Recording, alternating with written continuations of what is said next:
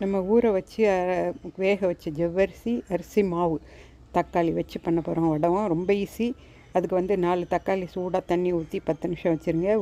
ஒரு பவுலில் வந்து 1 கப் அரிசி மாவும் 3 கப் தண்ணி வச்சு நல்லா கலந்து, எல்லாமே தரையில் தான் பண்ணுறோம்.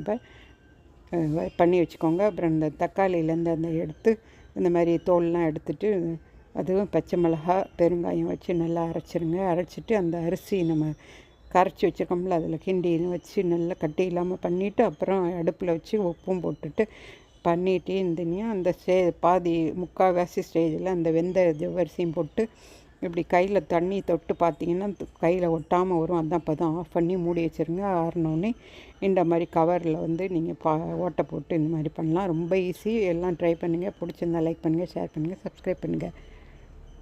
பாருங்கள், நான் பொரித்து காமிக்கிறேன். கொஞ்சம் போட்டு நல்லா பொரிஞ்சு வரும் ஜவ்வரிசி.